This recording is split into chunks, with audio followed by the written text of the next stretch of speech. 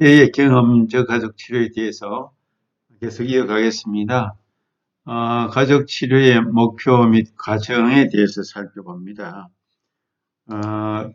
사티어의 가족 치료 목표는 무엇보다도 내담자의 자아 존중감을 높이는 데 아주 큰 비중을 두고 있습니다. 자아 존중감의 문제가 어떤 체계를 변화시키고 가족 구조를 변화시키고 그야말로 의사소통에도 대단히 큰 영향을 미친다는 것을 우리가 잘 알고 있습니다. 한 내담자의 자아 존중감을 높이는 것이 치료 목표가 되고 있고, 또 자기 인생에 대해서 선택권을 스스로 갖도록 그렇게 격려하고 돕는 것이죠. 가족 규칙을 합리적으로 현실적으로 또 인간적인 모습을 띤 또 인간적으로 달성 가능한 그런 규칙을 만들어 가는 것이죠. 또 의사소통을 일치형으로 만들어 가도록 돕는 그런 목표를 가지고 있습니다. 전반적으로 보면 1단계 정체 상태에서 2단계는 아주 폐쇄적인 그런 상태라고 볼 수가 있습니다. 내담자가 치료를 시작하게 되면, 가족 치료를 시작하게 되면 고통의 단계, 고통의 수준을 의식 수준으로 이렇게 끌어올려서 자신의 내면 속의 혼돈의 상태에 빠지게 되는 거죠. 그러나 자신의 어떤 변화 동기를 가지고 열망에 대한 마음도 있고, 자신의 내면 속에 담겨 있는 여러 가지 갈등이 함께 올라오기 때문에 상당히 어려운 그런 혼란의 경험을 하게 됩니다. 자기의 장점과 단점이, 부족한 점이 함께 섞여 있으면서 혼돈의 그런 단계를 경험하게 되는 것이죠. 그래서 정체 단계에서 외부 요인의 도입, 그러니까 치료자를 통해서 자기의 닫혀있는 그런 폐쇄체계를 열어서 새로운 세계를 경험하며 가능성과 성장에 대한 그런 체계의 개방, 닫혀있는 자기 체계, 가족 체계를 개방하면서 가능성도 보고 침체된 절망적인 상황도 체험하면서 혼돈의 그런 상황에 빠지게 되는 것입니다. 그래서 치료자는 새로운 변형을 도모하기 위해서 긍정적인 자신감, 신념, 어떤 비전, 꿈을 주면서 변화를 도모하는 그런 단계를 겪게 되고, 그리하여서 이제 자기의 어두운 부분들을 또 밝은 내일을 보면서 함께 과거와 미래와 현재를 통합하는 그런 단계로 이끌어가고, 또 이제 변화된 부분을 구체적으로 실행해서 새로운 습관을 만들 수 있도록 실습하는 단계가 있고, 또 새로운 상태로 변화되어서 건강하게 자신의 모습과 가족의 체계가 하나 되는 일치성을 획득하는 그런 단계로 이렇게 쭉 이어가는 치료 과정. 어떤 주제로 보면 이런 7단계를 통해서 서서히 변화가 일어난다고 볼 수가 있습니다. 사태의 경험적 가족 치료는 어떻게 보면 심리 내적인 역동이나 상호작용, 또 원가족의 문제를 통합적으로 다루는 그런 측면이 있습니다. 단지 병리적인 부분만 다루는 것이 아니라 전인적인 차원에서 전체적인 한 인간 가족의 성장을 도모하고 있다는 것이죠. 사티어는 경험을 강조하면서 한 인간이 듣고 만지고 보고 느끼는 그런 신체적인 차원과 다른 가족 치료에서도 다루지 못하는 감정적인 차원, 인지적인 차원, 개인 대 개인의 어떤 열망, 마음속에 있는 그런 비전, 이런 것들을 적극적으로 이끌어내서 전인적인 성장, 온전한 전인적인 삶을 추구하도록 그렇게 돕는 모델이라고 볼 수가 있습니다. 그래서 사티어 모델은 사람이 더 사람다워질 수 있도록 자신의 자원을 충분히 지닌 그대로 다 살아갈 수 있도록 돕는 것이죠. 중요한 것은 내가 어떤 모습의 사람이 됐느냐보다는 내가 가지고 있는 나의 것을 충분히 잘 표현하고 살고 있는가, 그것을 더 중요하게 본다고 이해할 수가 있습니다. 그래서 가족 치료 목표를 존중감을 높인다, 자기 선택권을 스스로 갖게 한다, 가족의 규칙을 새롭게 현실적으로 만들어간다. 의사소통을 다른 역기능적인 소통이 아닌 일지형으로 자신과 타인과 환경에 대해서 잘 맞추어가는 일지형으로 나갈 수 있도록 돕는 그런 차원을 갖고 있습니다. 그 다음에 이제 치료자의 역할에서 보면 이 경험적 가족 치료자, 특별히 이것은 사티어의 제자라고 할 수 있는 반면이 개발한 그런 방법이라고 볼 수 있습니다. 반면은 특별히 치료자가 세 가지의 C, 3C, competent, 그 다음에 confidence, 그 다음에 congruent, 이렇게 3C를 강조하는데, confident는 유능성을 말하는 거죠. 인간이 갖고 있는 유능성을 가져야 된다. confidence는 그 다음에 자신감이죠. 자신감을 가지고 나서야 된다. 그리고 콩글런트는 일치성 또는 정직성 이런 것을 말하는 거겠죠. 우리 칼 로저스가 상담자가 가져야 할 세 가지 자질에 대해서 말했는데 이 반면이 주장하는 것하고 조금 다른 면이 있지만 서로 생각해 볼 필요가 있죠. 칼 로저스는 정확한 공감, 아주 정확한 공감을 강조했고 또 무조건적인 수용, 그리고 똑같이 칸골러스인데 일치성, 정직성 이런 것을 상담자의 자질로 강조한 바가 있습니다. 반면도 이 유능성, 자신감, 일치성을 가지고 경험적 가족 치료자가 이런 태도, 이런 자질을 가지고 내담자를 맞이하고 상대할 때 큰 변화와 성장을 추구하게 된다는 것을 강조하고 있습니다. 초기 면접 시 치료자가 해나갈 수 있는 역할들을 주 과정별로 설명을 해놓고 있습니다. 먼저 자신을 내적으로 외적으로 잘 준비하는 것이다. 상담자는 언제나 자기의 감정적인 준비, 마음의 준비, 태도의 준비가 온전히 갖춰져 있을 때 상담을 잘 감당할 수가 있습니다. 상담은 어떤 기계를 고치는 것이 아니고 한 사람을 대하고 사람을 맞이하고 사람과 함께하는 아주 종합적인 예술가라고 할 수 있습니다. 그래서 내적인 마음의 준비와 외적인 어떤 상담실의 준비도 아름답게 생동적으로 활기 있게 갖추는 것이 무엇보다도 중요하다고 볼 수가 있습니다.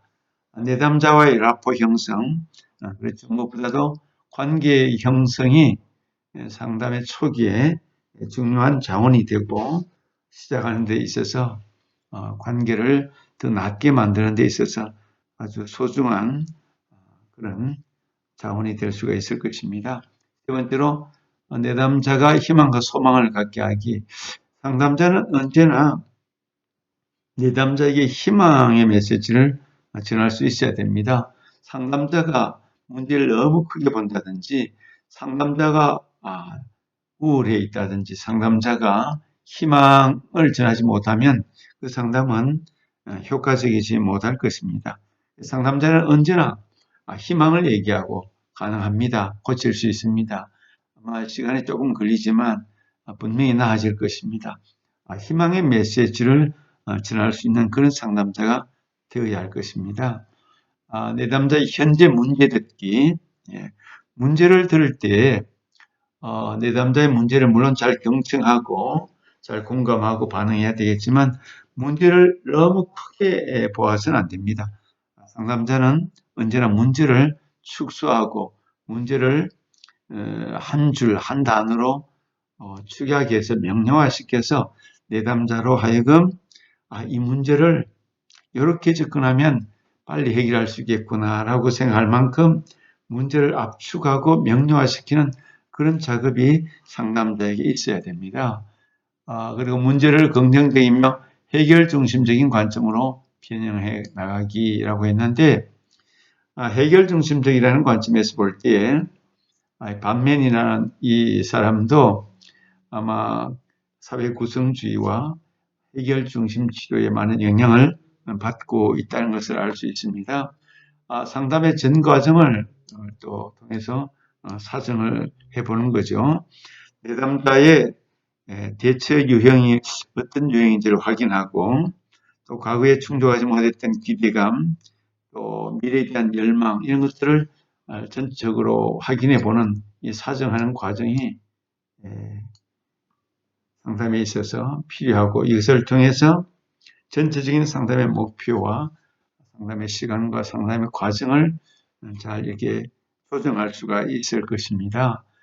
치료의 초점을 내담자와 정하고 내담자의 노력 다짐받기, 치료자의 역할 안내하기 같은 그런 이제 시간이 필요한 거죠. 그렇습니다. 치료자의 초점을 내담자와 함께 잘 정해서 어떤 문제의 핵심이다. 문제의 중심이 여기 있다. 이것을 바꾸면 되겠다. 현재 제일 어려운 부분이 이것이다. 그리고 내담자와 함께 약속을 하고 계약을 하고 이렇게 같이 노력하자. 나는 이렇게 도와줄 수 있다는 것을 안내해 주면 될 것입니다. 내담자가 가지고 있는 내적인, 외적인 자원을 잘 살펴보는 것입니다. 뿐만 아니라 치료자는, 상담자는 내담자의 장점을 끊임없이 바라보면서 내담자가 가지고 있는 자원들을 적절하게 어떻게 잘 활용할 것인가 그런 염두를 늘 두어야 할 것입니다. 상담의 정례와 종결 항상 여기는 희망의 피드백을 통해서 다시 만날 수 있다. 이렇게 지금 많이 좋아지고 있다. 필요할 때는 언제든지 일하기도 좋다. 뿐만 아니라 상담이 지속될 때에는 다음에 만날 수 있는 과제를 내주면서 희망적인 미래에 대한 어떤 비전을 끊임없이 심어주는 것이 중요하다고 보는 것입니다. 이렇게 상담자는 경험적 가족치료에 있어서 현재의 상황을 최대한 잘 활용하되 내담자가 충분히 경험하고 내담자가 가지고 있고 내담자의 자원을 통해서 미래를 약속하고 또 충분히 살아갈 수 있도록 돕는 기능을 한다고 볼 수가 있습니다. 치료 기법에는 여러 가지가 있죠. 가족 재구조화라든지 가족 지도, 패밀리 맵을 만들고 또 가족 생활 연대기를 찾아보고 가족 조각을 한다든지 역할극을 한다든지 여러 가지 기법들이 있습니다. 이런 기법들을 통해서 치료하는 과정을 다시 한번 요약해 보면 먼저 상담자와 내담자가 접촉하는 연결점이 있고 두 번째는 내담자의 말을 잘 들어주는 문제를 명료하는 그런 단계가 있고 세 번째는 문제를 목적 지향으로 재구성하는 긍정적인 목표를 갖도록 만들어주는 그런 단계가 있고 그 다음에 이제 네 번째 단계라면 목표 달성을 도울 수 있는 그런 과정이 있는 거죠. 그리고 상담을 마치기 전에 변화된 점이 무엇인지를 한번 요약해 볼 수도 있고 그리고 상담할 수 있을 때는 계속해서 어떤 숙제 과제를 내주면서 실습하고 연습하고 한 주간 동안 실습을 통해서 자기의 변화된 모습을 볼 수 있도록 그렇게 돕는 것이 아주 유리한 그런 부분이라고 볼 수가 있습니다.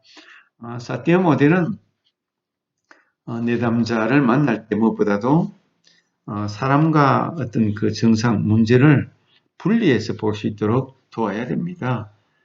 문제, 증상, 문제가 사람과 사람이 만나서 문제가 중심이 아닌 사람이 중심이 되어서 사람이 그야말로 자신이 갖고 있는 어떤 자원을 통해서 충분히 살아감으로 인해서 문제를 해결할 수 있다는 그런 가능성을 일깨워주는 것이 경험주의입니다. 예를 들어서 장애자가 어떤 장애를 안고 문제를 얘기할 때 상담자는 그 장애를 무조건 부정적인 요인으로 보는 것이 아니라 자신의 가지고 있는 이 장애를 통해서 어떻게 삶을 즐기고 어떻게 삶을 다른 것에서 보고 장애를 지고 이겨 나갈 수 있는 새로운 자원과 가능성을 바라볼 수 있도록 그렇게 도와야 할 것입니다. 이것이 경험주의에서 바라보는 가능성과 잠재력과 성장에 대한 그런 관점이라고 이해할 수 있는 것이죠. 치료 기법 가운데 빙산치료라는 것이 있습니다. 빙산은 말 그대로 바닷물 아래에 있는 부분이 있고 윗부분이 있는데 개인을 어떤 빙산의 개인의 심리적인 문제, 개인의 어떤 문제를 빙산에 비교해 본다면은 먼저 1차 수준은 여기서 말하는 1차 수준은 눈에 보이는 것을 말하는 거죠. 눈에 보이는 행동, 또 그가 지금까지 하고 있는 대처 방식, 코핑 방식이죠. 대처 방식인데 이것은 1차적인 수준, 눈에 보이는 것들이기 때문에 수면 아래에 있는 빙산 아래 수면에 있는 그들에 대해서는 아직 잘 모릅니다. 표면을 1차 수준이라고 했고 수면 아래에 있는 2차 수준과 3차 수준을 결국은 변화시키는 목표로 삼는 거죠. 우리 감정, 이 남자가 갖고 있는 감정, 필링이 있습니다. 감정에 대한 감정이 있습니다. 감정에 대한 감정이 무엇이죠? 예를 들어서 내가 조금 다른 사람과 비교해서 열등감이 있다. 열등감이 있어서 참 자유롭게 살지 못하고 늘 홀로 있고 적극적인 활동을 하지 못한다라고 했을 때 그런 자신의 모습을 보면서 더 절망하고 더 기분 나빠하고 더 분노하는 2차적인 감정이 일어날 수가 있습니다. 인간은 자신을 돌아볼 수 있는 존재이고 자신의 모습을 보고 또 다른 제2차적인 감정을 느낄 수 있는 존재가 인간입니다. 그래서 감정에 대한 감정, 자기의 모습을 보고 또 다른 2차적인 감정을 가질 수 있는 것이 인간이죠. 또 지각, 어떤 지각을 가지고 있고 또 자기의 내면 속에 어떤 기대를 갖고 있는가, 또 어떤 열망과 보편적인 소망은 무엇인가, 이런 것이 자기의 내면 속에 숨어 있습니다. 감정, 지각, 기대치, 열망, 이런 것들이 변화되도록 돕는 것이 빙산치료라고 할 수가 있습니다. 그래서 빙산치료의 과정을 보면, 내담자의 잠재의식 수준인 내적인 과정과 작업을 해서 그 내적인 마음속에 있는 열등감, 여러 가지 부정적인 요인들을 변형시키는데 그 힘, 내적인 역동 힘을 변형시키는데 초점을 맞추는 것입니다. 그래서 기대를 갖고 있던 기대를 겉으로 표현화시키고 드러나게 만들고 기대를 저버리는 단계를 통해서 충족되지 못했던 아동기의 열망들을 다른 방법으로 표현하고 드러낼 수 있도록 그렇게 도전하고 힘을 실어 주는 것이죠. 이처럼 빙산치료는 결국 내면 속에서 아직도 꿈틀거리고 겉으로 드러나지 못한 것을 표면화시켜서 어떻게 하든지 간에 그것을 통하여 새로운 도전을 할 수 있도록 그렇게 끊임없이 그 마음의 문을 열고 현재적인 경험, 현재적인 충분한 경험을 할 수 있는 그런 방법을 찾아 나가는 것이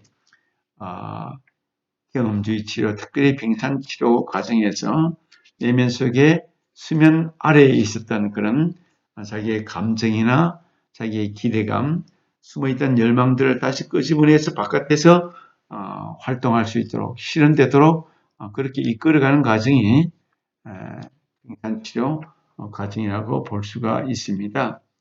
여기는 여러 가지 다양한 기법을 통하여 도전을 줄 수가 있을 것입니다.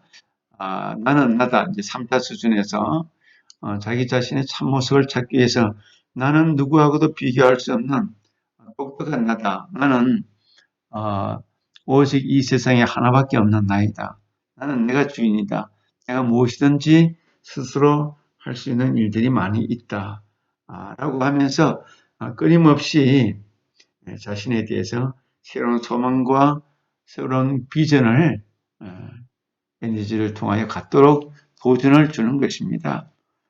빙산은 무의식이 될 수도 있지만은 그것을 겉으로 드러낼 때는 끊임없이 만족한 삶으로 자아실현을 할 수 있도록 그렇게 움직이게 만드는 것이 경험주의 치료자들의 역할이라고 볼 수가 있습니다. 그래서 경험주의 치료자, 상담자는 코치처럼 교사처럼 그렇게 활동을 할 수가 있는 것이죠.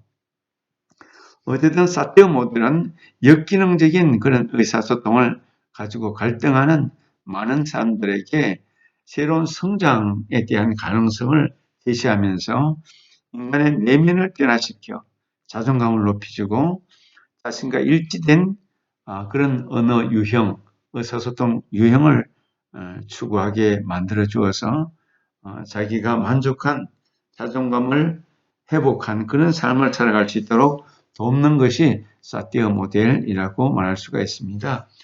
경험적 사티어 모델을 통하여 우리는 오늘을 현재를 충분히 살아갈 수 있도록 돕기 위해서 사티어는 특별히 자존감 회복, 자아 존중감이죠. 자존감, 자아 존중감 같은 의미인데 자아 존중감을 어떻게 하든지 회복시키는 데 초점을 맞추고 스스로 자기의 선택권을, 자기의 책임감을, 자기의 어떤 자율성을 강화시켜 주는 데 초점을 맞추고 있습니다. 뿐만 아니라 가족 안에서 일어나는 여러 가지 역기능적인 잘못된 규칙은 빨리 바꾸고 의사소통을 통하여 긍정적인 자아상을 만들어갈 수 있도록 돕는 것이 사티의 경험적 가족치료라고 볼 수가 있습니다. 치료 기법에 대해서 이제 빙산 치료까지 우리가 살펴봤고 다음에 또 마지막으로 치료 기법 가운데 원가족 3인분 치료에 대해서 다음 시간에 계속해서 살펴보도록 하겠습니다. 여기까지 하겠습니다.